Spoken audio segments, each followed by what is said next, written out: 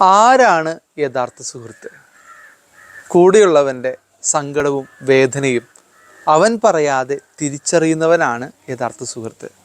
നോക്കി കൂട്ടുകാരെ, നമ്മുടെ സുഹൃത്തുക്കളുടെ മുഖം നോക്കി അവരുടെ മുഖമൊന്ന് വാടിക്കഴിഞ്ഞാൽ എന്താണെന്ന് തിരിച്ചറിയാനായിട്ട് നിങ്ങൾക്ക് പറ്റുന്നുണ്ടോ?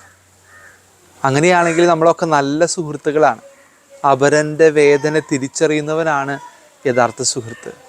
ജെറുസലേമിലേക്കുള്ള യാത്രയാണ് ഈശോയും ശിഷ്യന്മാരും. ഈശോ തൻ്റെ പീഡാനുഭവ മരണ ഉത്ഥാനത്തെക്കുറിച്ചൊക്കെ ശിഷ്യന്മാരോട് പറഞ്ഞു കൊടുക്കുമ്പോൾ രണ്ടു കൂട്ടരാണ് അവൻ്റെ വേദന തിരിച്ചറിയാതെ, സഹനം തിരിച്ചറിയാതെ, നൊമ്പരം തിരിച്ചറിയാതെ അവൻ്റെ ഇടതും വലതും സ്ഥാനങ്ങൾ ലഭിക്കണമെന്ന് വാശി പിടിച്ച് കൂടെ നടക്കുന്നത്. പലപ്പോഴും ഈ കാലഘട്ടത്തിൽ അങ്ങനെയാണ്. അപരൻ്റെ വേദനയൊന്നും നമ്മളെ ബാധിക്കുന്നില്ല, അപരൻ്റെ സങ്കടങ്ങളൊന്നും നമ്മെ ബാധിക്കുന്നില്ല. നമുക്ക് അവനിൽ നിന്ന് എന്ത് ലഭിക്കുമോ അത് നോക്കിക്കൊണ്ടാണ് കൂടെ നടക്കുന്നത്. അതാണ് ഈ കാലഘട്ടത്തിലെ ഏറ്റവും വലിയ പരാജയം. കൂടെയുള്ളവൻ്റെ സങ്കടം തിരിച്ചറിയാനായിട്ട് സാധിക്കണം നമുക്ക് സ്നേഹമുള്ളവരെ.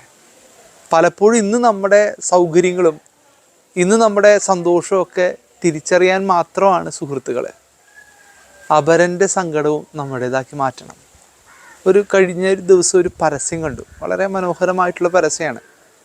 അത് കണ്ടു കഴിഞ്ഞപ്പോഴാണ് പരസ്യമാണെന്ന് മനസ്സിലായത്. സ്വന്തം വീട്ടിലെ അപ്പച്ചൻ മരിച്ചു കിടക്കുകയാണ്. പെൺമക്കളിരുന്ന് കരയുന്നുണ്ട്.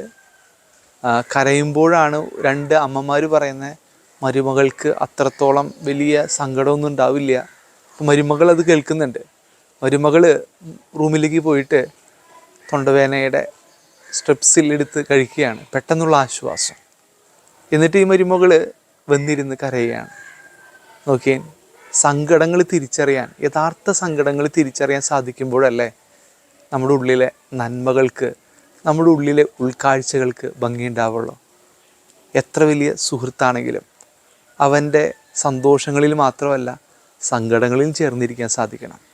ഈശോയുടെ സഹനങ്ങളിൽ ചേർന്നിരിക്കാൻ പറ്റാതെ പോയ യോഹന്നാനും യാക്കോബും അവൻ്റെ ഇടതും വലതും ആഗ്രഹിച്ച് നടന്നവരാണവർ. നമുക്കും സഹനങ്ങളെ തിരിച്ചറിയാൻ സാധിക്കണം. സങ്കടങ്ങളെ തിരിച്ചറിഞ്ഞുകൊണ്ട് സുഹൃത്തുക്കളെ നെഞ്ചോട് ചേർത്ത് നിന്നുകൊണ്ട് അവരുടെ സന്തോഷങ്ങളിൽ മാത്രമല്ല സങ്കടങ്ങളിൽ ചേർന്നിരിക്കാനുള്ള കൃപയ്ക്ക് വേണ്ടി നമുക്ക് പ്രാർത്ഥിക്കാം. ദൈവം സമൃദ്ധമായി അനുഗ്രഹിക്കട്ടെ.